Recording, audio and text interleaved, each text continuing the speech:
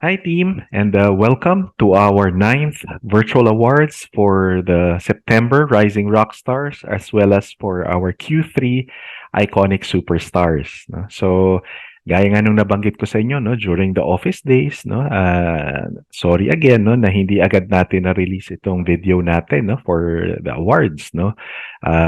Kasi nga may nasira yung ano, no, yung ginagamit natin na laptop for the editing, no, pero again, we know how important this is kaya nga gumawa tayo ng paraan no na mapalitan agad yung laptop so that again we can continue no creating and preparing this awards video for all of you no. So, yun nga lang hindi natin magagawa yung hybrid awards no na ginawa natin in the past months. But I hope no na at least kahit papaano naihabol naman natin ito kaagad no para maano pa rin no, ma-recognize kaagad no at ma-award natin yung mga winners no. Importante kasi sa amin na sabay-sabay nyo malaman no, yung kung sino yung mga nanalo, sino yung mga nag-qualify para again nahandon yung ano no, nahandon yung saya, yung sigla, yung excitement no, yung level of surprise no, and kaya we want to ano talaga be able to do it together no. So but at least no ngayon naman moving forward we shouldn't have any problems na no pagdating sa editing, but at least we're here now and we're here to recognize the winners for September no Rising Rock Stars as well as for the Q3 Iconic Superstars no. So very quickly no if you take a look at our ano no yung ating report card no for the month of September no, we can see no na continuous talaga yung ating magandang performance no. Yung sa boutique naka 136% versus target, yung concession naka 122% versus target no. Kaya nga year to date September no, we've been able to maintain no yung 126% achievement natin no versus target no. So again no, this is really a great sign as we enter no itong Q4 no na selling period natin no. Na alam naman natin very important talaga sa negosyo natin no. And kaya nga doon I wanted to find some inspiration sana no on what to share with you no. And I decided to get it from, itong mga recent na naging FIBA games no ng ating Gilas Pilipinas no. Kalaban ng Jordan at kalaban ng Saudi Arabia. Alam naman natin dito sa two games na to, merong isa talaga tayong player na ano naman no, talagang lumutang yung kagalingan niya no, yung kanyang brilliance no sa laro ng basketball no. Ito yung walang iba kundi ang ating MVP at ang ating brand ambassador na si Scottie Thompson no against the Jordanian Giants no. He had 8 points, 13 rebounds and 8 assists. Pagdating naman sa laban nila sa Saudi Arabia no, he had 9 points, 9 rebounds and 3 assists no. Now sa akin no, complete stat line pero I think what really stands out here no is yung 13 rebounds no against Jordan and yung 9 rebounds niya no against Saudi Arabia. Kasi hindi naman kalakihan si Scottie and yet no he's able no to get so many rebounds no, so many crucial rebounds for our team no to give us those second chance opportunities no para makascore no. And alam ba ninyo na si Scottie no sa ongoing na Asian qualifiers no na tournament no here ano no dito sa FIBA no, nahandun siya sa top 10 no. In fact, tied siya for the most number of offensive rebounds no in a game no wherein he has 7 no. And in the list, he's the only guard no. So pag tinignan natin yung listahan, mga 7-footer, mga 6'11 yung mga height ng mga sentro na nahandito. Pero may isang katangi-tangi na 6'1 na guard ng Pilipinas no, na tied for the most number of rebounds no. So ito actually hindi lang yung galing I think no ni Scottie ang lumulutang at lumalabas dito, pero yung ano niya talaga no, yung tenacity, yung passion niya no, yung puso niya.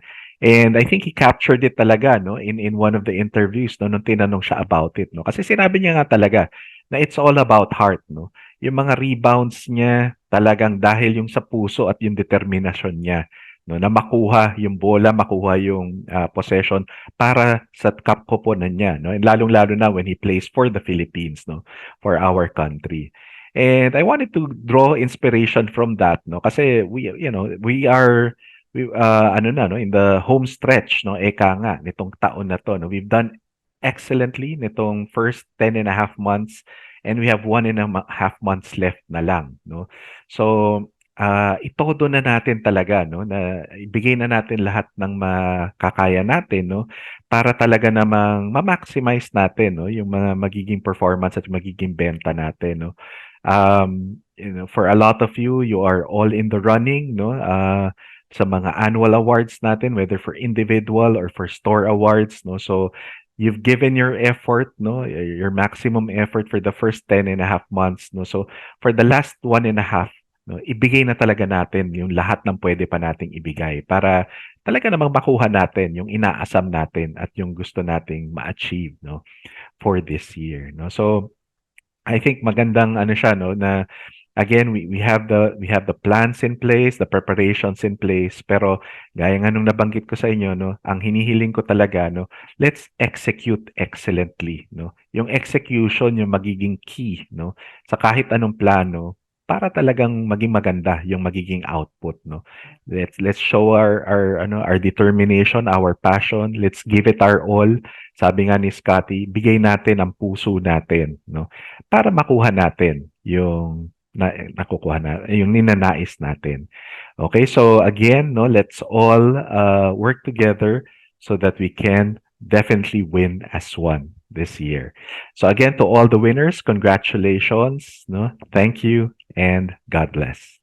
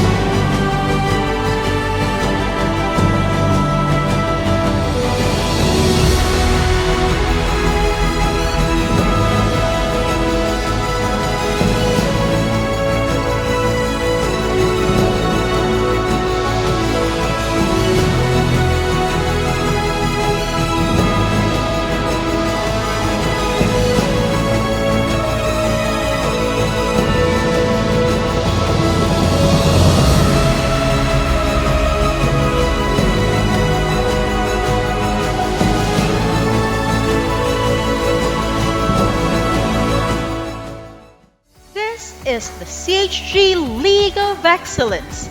We are a family bonded by trust, compassion, integrity, and excellence. We are a company of winners who will never say die and who will never give up. We are one and we will rise as one and come back even stronger.